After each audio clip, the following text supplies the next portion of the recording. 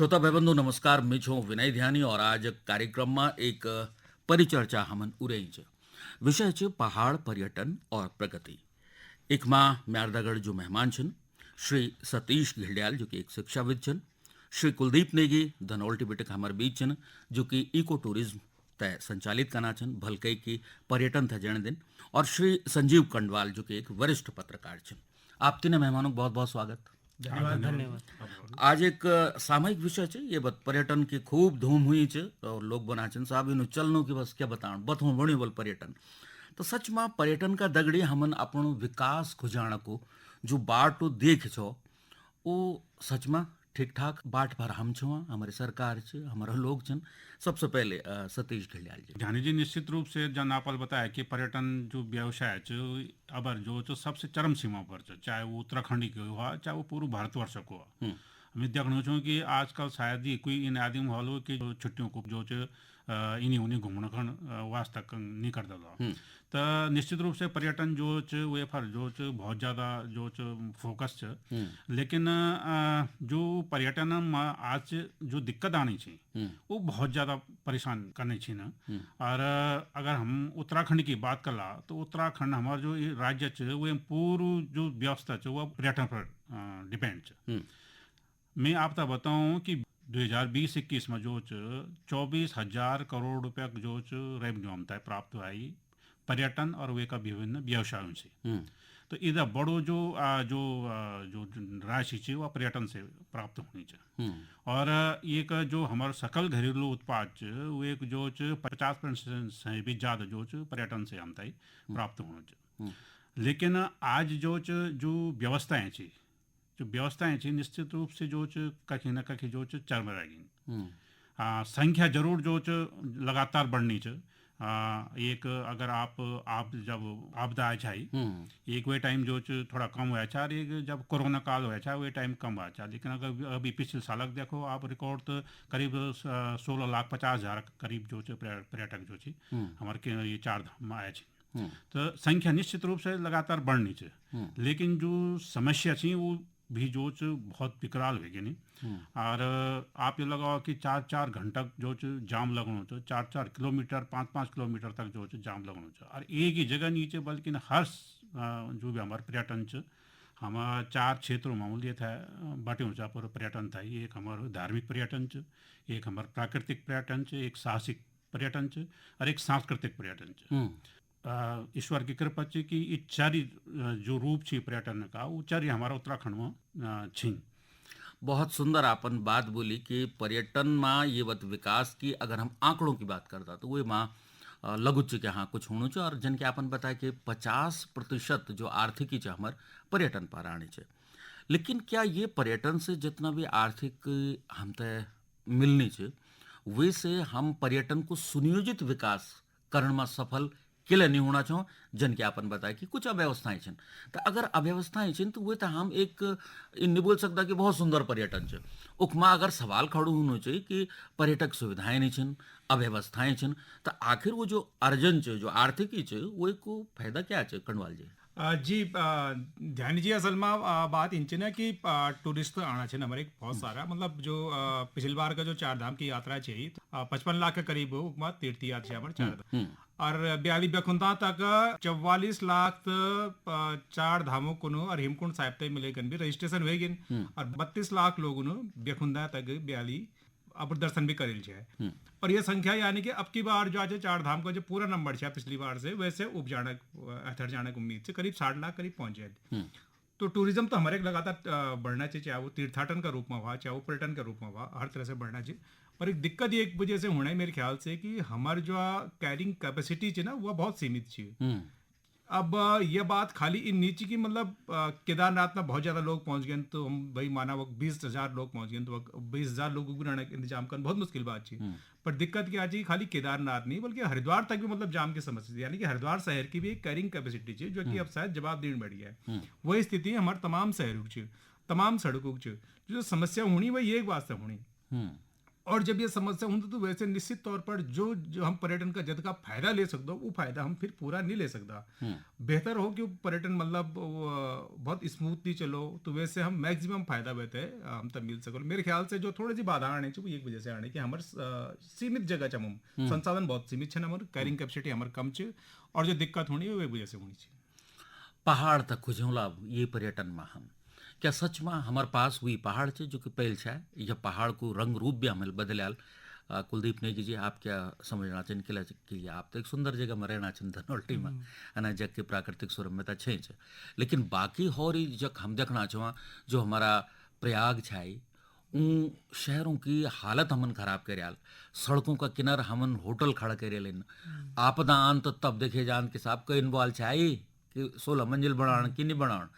ये सब बात का विषय है। लेकिन पहाड़ को जो सौंदर्य च पहाड़ को जो अपनो स्वभाव च वो में भी क्या कभी फर्क आना च।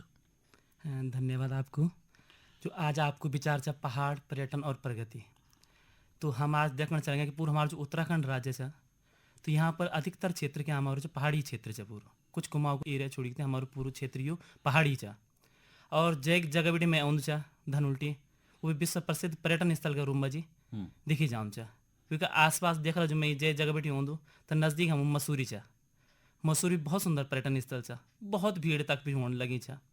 हुई का गाड़ी हम चल रहा तक तैसे गाड़ी हमारे जगह होंगी सुहा खोली तक मुझे स्थानीय लोगों साहसिक का क्रियाकलाप रूप में बहुत अच्छे काम करने चलेंगे। एक लोकल स्थानीय लोग चा अरविंद राणा तो मुझे बहुत अच्छे काम करने चलेंगे जो स्थानीय लोगों को भी रोजगार देने लगे। मैं अपने आसपास की बात करूँ तय का गाड़ी हम चल रहा धनउल्टी में जी हमारे क्या अच्छा तक जन सहभागिता के द्वारा तक मुझे काम होने चले गए। वन विभाग गए हम मिली तक मुझे काम करने चले गए। बहुत अच्छे मॉडल एक हिसाब से पूरा उत्तराखंड में जी वो साबित भी हुई था। आज बहुत देश प्रदेश का लोग तक मुझे आने चले गया और करोड़ों रुपए हम तक मिल चले गए। आज 2008 की पहले की बात कर लूँ मैं तक मुझे 10-20 हज़ार लोग आने वाला तो आज हम देखना चलेगा कि अभी मैं ब्याज पर्ची की बात कर लूँ तो 3,000 लोग हमारे इको पार्क के भीतर आए और एक साल के अंदर 2 लाख से लगभग लोग तक मुझे आने चले गए। करोड़ों रुपए की आय भी हमारी होने लगी और सरकार तो में बहुत राजस्व देने चले गया। बहुत मतलब एक हिसाब से पर्यटन के क्षेत्र में बहुत काम करी भी चाह। वैसे अगाड़ी हम चलो तो सुरकंडा माता मंदिर चा धार्मिक स्थल चा मजी तक मजी भी अब ट्रॉली लगने से क्या हुई कि ट्रॉली लगने के बाद तक मजी इतना टूरिस्ट की संख्या बढ़ गई कि अब तक मजी कम से कम 3-3 4-4 घंटा को जाम लगने चले गए। हम यदि चंबा टिहरी या कद्दूखाल मसूरी आने वाला जो लोग होला तो कम से कम 3-3 4-4 घंटा हम जाम मजी कद्दूखाल में फंस रहेंगे। कि हमने एक तरफ से सुविधा देनी सरकार ने एक तरफ से ट्रॉली की जो सुविधा देनी यात्रा को सुगम बनाई पर सुगम का साथ साथ हमारे स्थानीय लोगों से बहुत परेशानी होने चलेगी कि 3-3 4-4 घंटा तक मुझे फंसने चलेंगे। तो हम ये देख एक तरफ से देखते कि सरकार ने हमारा स्थानीय लोगों पर्यटन का रूप में जी अपना होम स्टे बनाते हैं। सरकार ने टिहरी लेक में जी बहुत सी वाटर स्पोर्ट्स का बहुत सारा क्रियाकलाप करी, साहसिक क्रियाकलाप करी, पैराग्लाइडिंग करी। एक तरफ हम देखना चलें कि बहुत अच्छी सरकार ने भी करी और हमारे स्थानीय लोगों ने भी करी पर एक का साथ साथ बहुत सारी दुश्वारियां जो हुई परेशानियां हुई हमारे स्थानीय लोगों से हुई। और जब हम देखना चलेंगे आजकल टूरिस्ट का कौन हमारे पहाड़ क्षेत्र में गर्मियों के मौसम में जी एकदम टूरिस्ट इतना टूटने मतलब एक हिसाब से हमारा धनौल्टी बेचा है मसूरी बेचा है हमारा ना कि इतना टूरिस्ट आने चलेंगे जो हमारी कैपेसिटी नहीं है उस एरिया की तई ज्यादा टूरिस्ट तक मजा आने चलेंगे। आजकल को उदाहरण देखिए मैंने कि मसूरी में जाम ने ली एक व्यक्ति की जान। तो देखो जरा कि मतलब किस पर्यटन की तरफ हम जा रहे हैं। एक बिल्कुल ठीक बना आप सच में पर्यटन की यह परिभाषा ही कुछ अजीब सी होनी चाहिए। और हम घड़ियाल जी बात से आप भी सहमत होला कि तीर्थाटन और पर्यटन था हमन कहीं ना कहीं कट खेरे आला हम ही सोचना चाहो कि चला केदारनाथ घूमना गुण जोला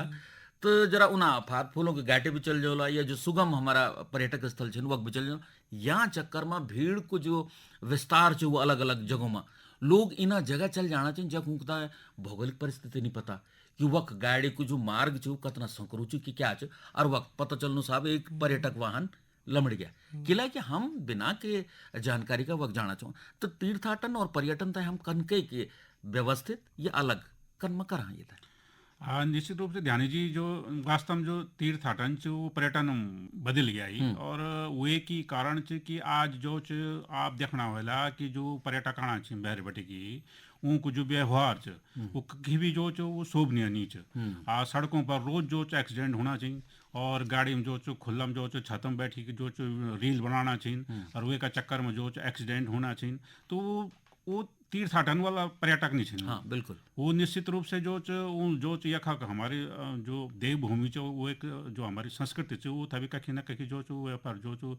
कुठाराघात करना छे।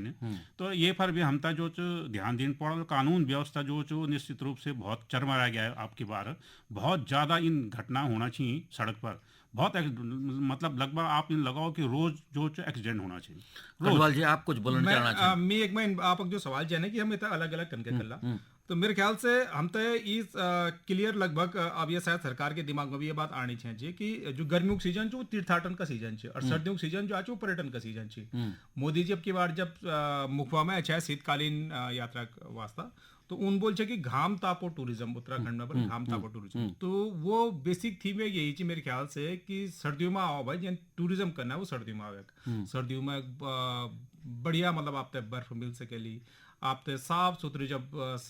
दिल्ली या तमाम उत्तर भारत में टेम्पर स्मोक छई तो हमारे बहुत साफ सुथरी हवा रहती साफ सुथरी घाम रहा तो शायद हम तक अब ये सीजन एक तय कर पड़ा कि टूरिज्म हमारे जो आज वो सर्दियों में दिवाली के से लेकर और अप्रैल तक है ना। और पिलग्रिमेज जो तीर्थाटन छे वो जो आज जब चार धाम के कपाट खुल जाता है ना और एक बार चार धाम के बंदी तक मेरे ख्याल से हम तो एक टाइम लाइन सेट करी कर वे हिसाब से पर तैयारी करनी पड़ेगी वे हिसाब से पर ब्रांडिंग करनी पड़ेगी तब शायद हम अलग अलग कर सकला। गलियाल जी फिर आप छोड़ाणो छूमी और उखमा बात यहाँ आनी चाहिए कि पर्यटन तीर्थाटन तय अलग और बारहमासी पर्यटन की भी बात जन के अभी कंडवाल जी करना चाहे कि जे पर सरकार को फोकस है कि भाई यू करे जा घाम तापो और ये सो सीमांत क्षेत्र में वाइब्रेंट विलेज योजना चलनी चाहिए तो वैसे भी पर्यटकों था आण जाने का मौका मिलल।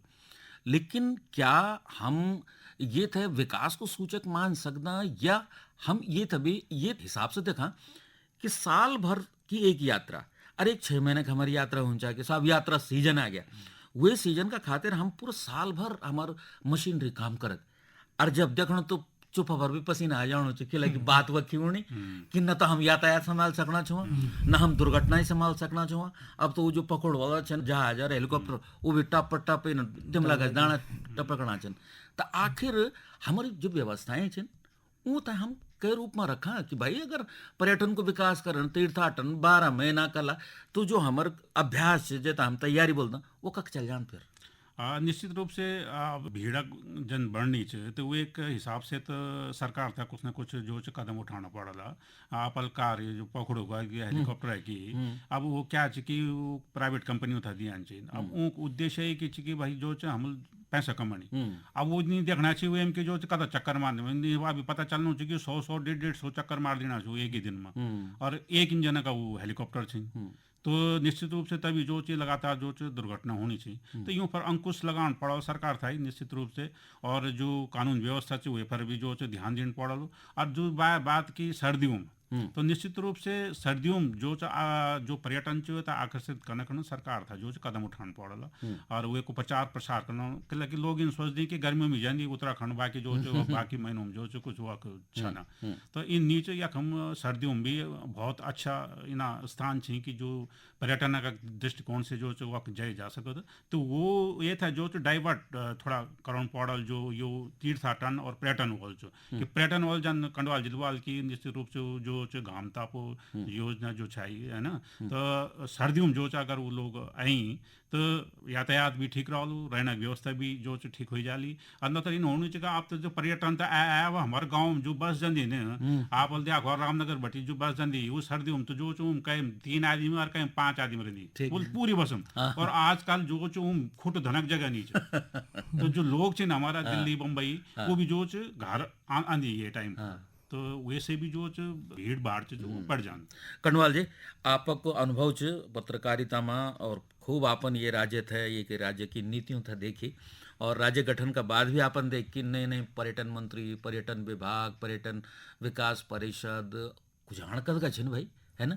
और यूं की नीतियों पर आज तक कभी कुछ हुआ है कि ठोस नीति बन गया साहब या हर दाते बदल देते बलना इबर ना इन नार इन हो तो आखिर हमारे ये राज्य की ठोस पर्यटन नीति किला नहीं बड़ी मतलब दुर्भाग्य की बात है कि पर्यटन नीति तो अभी खैर एक आए छे 2022-23 मेरे ख्याल से पर्यटन नीति नहीं आए छे, पर सवाल ये आने चाहिए कि नीति सवाल ये आने चाहिए कि वैसे असर क्या है ना। तो ग्राउंड पर कुछ काम इन दिखा नहीं चाहिए हमने मतलब 25 साल वे नहीं राज्य थे यार कोई भी हम कोई नए टूरिज्म डेस्टिनेशन तो हम विकसित नहीं कर सका। अभी कुछ साल पहले हुए छे साहब की 13 डिस्ट्रिक्ट 13 डेस्टिनेशन जो आचे हम एक सब जिलों में एक एक नए डेस्टिनेशन बनौला। पर फिर वो बात ये आज कि कुछ दिन तक होंचे और फिर जब वो लोग बदल जाते तो एक बात फिर वो मामला दाएं बाएं हो जान। तो हमन कोई नए टूरिस्ट डेस्टिनेशन अपर तरफ दिन विकसित नहीं करी। अच्छा दूसरी तरफ होना क्या है कि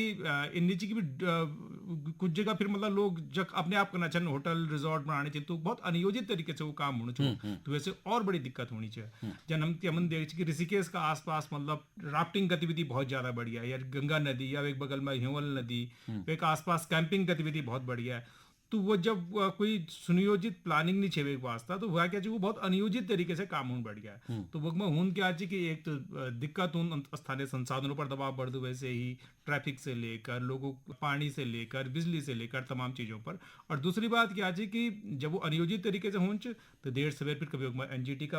अजान साहब के एनजीटी बोलती कि साहब आपने ये बिना उसके कर लिया है। तो जो लोग पैसा लगाना रकमा वो भी फंस जाना रकमा ना। तो एक दिक्कत ये आज कि मतलब बहुत ठोस काम निभाई एक ये बात सच। और नीति कई बार अगर कागज में आए भी तो वो फिर धरातल में वे रूप में नहीं उतर सक। तो ये बड़ी दुर्भाग्य की बात है पर बहुत सीरियसली काम करचे आने पर्यटन हमार रोजी रोटी का सवाल है। हम सबसे बेहतर अगर कमा सकते हो तो पर्यटन तीर्थाटन में कमा सकते हो ये पर जरूर काम होना चाहिए। बाकी हिमालय राज्य भी छन जबकि पर्यटन बहुत सुंदर चलत तो कुल मिलाक बात यह है कि एक नीति च कुछ प्राविधान छन कि भाई इन ना तो इन शायद कहीं ना कहीं हम निरजुग राज्य कौन बोलते हैं वो कह दें कह बता हमारा जो पर्यटन व्यवसाय से जुड़े लोग छन वो भी कह दें कह बता हमारा जो शासन सत्ता वाला लोग छन वो भी। कुलदीप जी आप भी मसूरी और धनोल्टी का रोज देखना चाहिए अभी आप नहीं बताया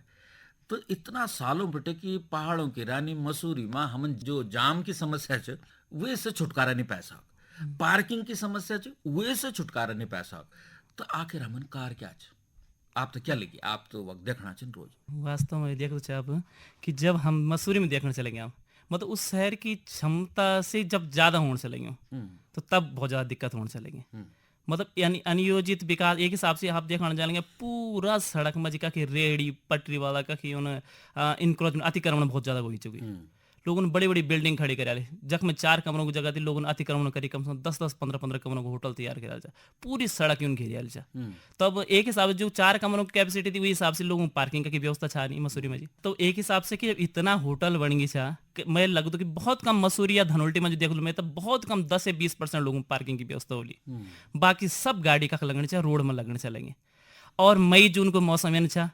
कि पूरा हर कई की छुट्टी पड़ दी ये टाइम पर तो हर कोई पहाड़ी क्षेत्र में एक हिसाब से जब दिल्ली साइड या कहीं बाहर साइड जब गर्मी ज़्यादा पड़ती चा तो हमारे पहाड़ों की तरफ सबको रुख होना चा ठंडा इलाकों की तरफ रुख होना चा। तो इतना ज़्यादा भीड़ जब मसूरी या कहीं और जगह यानी टूरिस्ट पैलेस पर जा ली तो वही हिसाब से व्यवस्था लोग होटल में छा नहीं तो होटल में व्यवस्था ना होने के कारण क्या होने चलेंगे जाम की बहुत ज़्यादा समस्या होने चलेगी। तब मैं तो सभी से यही आग्रह कर लूँ चा कि जो ये मई जून का मौसम में हर कोई ये प्लानिंग बनाना चाहिए कि हम पहाड़ों की तरफ जोला मसूरी जोला या नैनीताल जोला का कि जोला तो एक हिसाब से गैप के हिसाब से प्रोग्राम बनाओ कि जरूर ना हो मई जून में जी चाहे 4 धाम की यात्रा क्यों ना हो क्योंकि 4 धाम की यात्रा में जब तुम भगवान का हल्का से दर्शन नहीं कर सकनी तो क्या फायदा तेरा लाखों रुपए खर्च करी तब इन स्थान पर देखते हैं। प्रगति की बात कल अब हम पहाड़ और पर्यटन हम देखियाल समझाल और वे पर काफी चर्चा भी कराल। प्रगति का बाना ये बोले जानू चाहिए कि साहब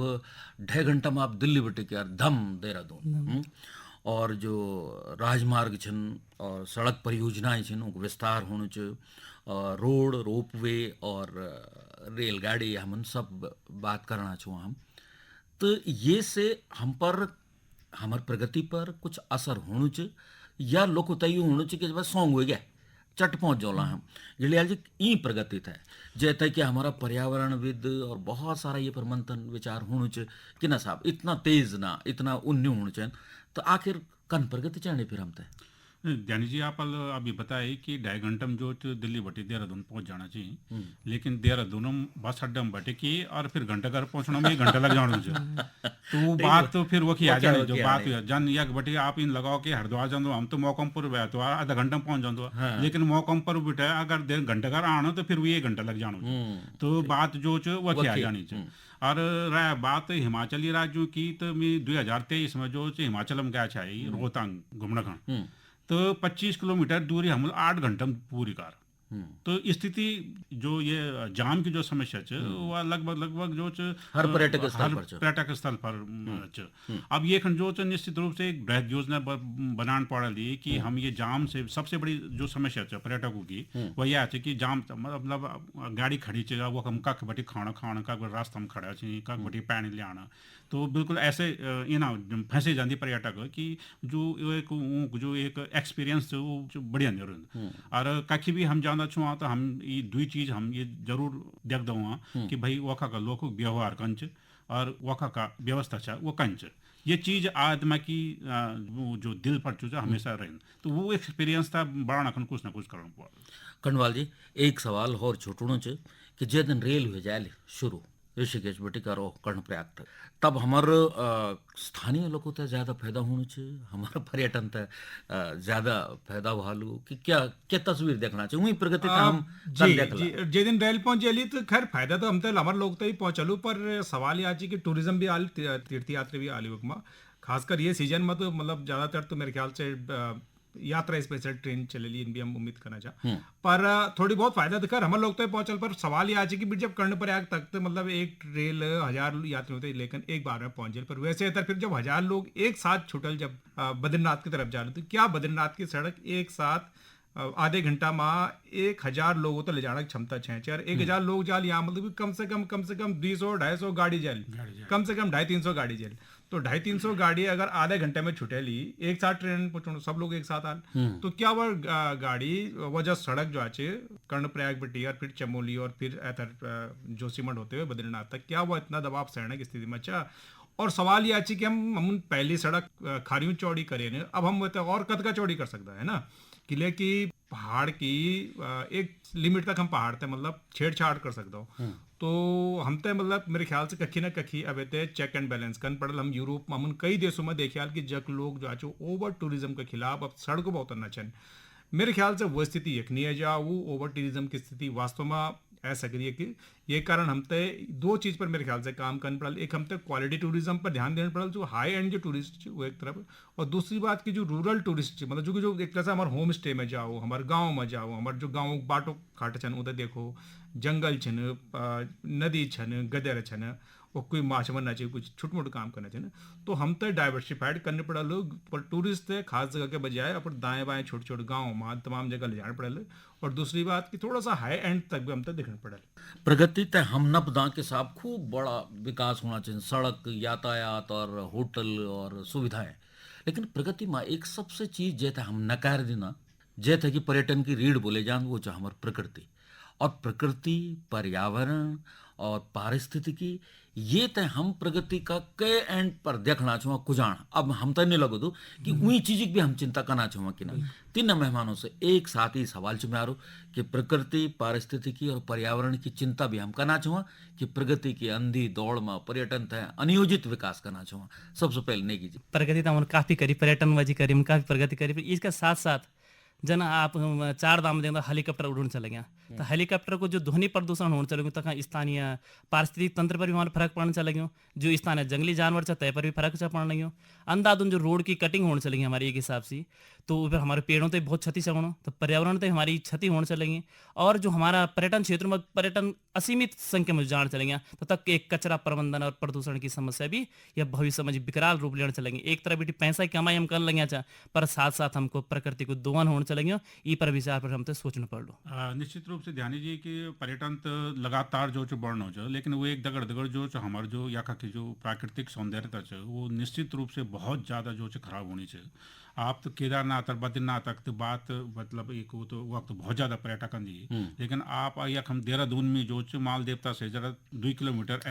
जग भी कोई भी पर्यटन स्थल नहीं, लेकिन वो सड़क चारों तरफ जो गंदगी आप था जो दुनिया भर का पैकेट बोतल जो चीज मिल जाला। तो निश्चित रूप से ये फर भी जो कहीं ना कहीं जो नियंत्रण करना पड़ा। कटवाल जी, ध्यानी जी दुर्भाग्य से मनखी के जख भी कदम पड़े ना तो वो कचरा अपने आप पहुंच गया। मनखी अंतरिक्ष में गया है तो अंतरिक्ष में हम कचरा छोड़ दिया है। मनखी एवरेस्ट में गया है तो एवरेस्ट में प्लास्टिक कचरा की ढेर लगी छे। मन की हिमालय में जख भी पहुंचणो छ या वो नदी में जानो छ समुद्र में जाने छ तो वो कचरा अपने आप पहुंच जान। और दुर्भाग्य की बात यह कि डिस्पोजल की कोई ठोस व्यवस्था नहीं है, खासकर भारत जनी डेवलपिंग कंट्री में और उत्तराखंड जैसी नए राज्य में तो यह व्यवस्था थोड़ा सा और मुश्किल है। ये कीमत हमेशा प्रकृति चुकानी चाहिए और ये बहुत खराब स्थिति है मेरे ख्याल से। प्रकृति अपन जवाब दे भी दिन केदारनाथ के आपदा जना सवाल हमारा सामने में रखत और सरकारी प्रयास छन। बहुत सुंदर बात है कि ये पर्यटन सीजन था हमन हरित पर्यटन का नो से हम इतना जड़ना छुआ। तो अभी भी आप लोगों का विचारों से ये समझ में आया कि कहीं ना कहीं एक नियोजित विकास की हम तो जरूरत है, जखमा हमारे जो पर्यावरण है जो हमारे पर्यटन है वो सुनियोजित तरीके से चल सके। और यह बात भी समझ में आए कि अब हम तय इको टूरिज्म, विलेज टूरिज्म या पर्यटन का और विधाओं का तरफ भी एथर बढ़ोल सिर्फ बद्रीनाथ केदारनाथ और सैर सपाटा वाली जगहों पर हमन अति पर्यटन थे कम कर। आप कार्यक्रम में सुंदर परिचर्चा आप दगड़ हुए श्रोताओं तबतोला। आज हमारे दगड़ पहाड़ पर्यटन और प्रगति विषय पर आयोजित ई परिचर्चा में शामिल है श्री सतीश गिल्डियाल, श्री कुलदीप नेगी और श्री संजीव कंडवाल। आप सभी बहुत बहुत आभार, धन्यवाद। धन्यवाद।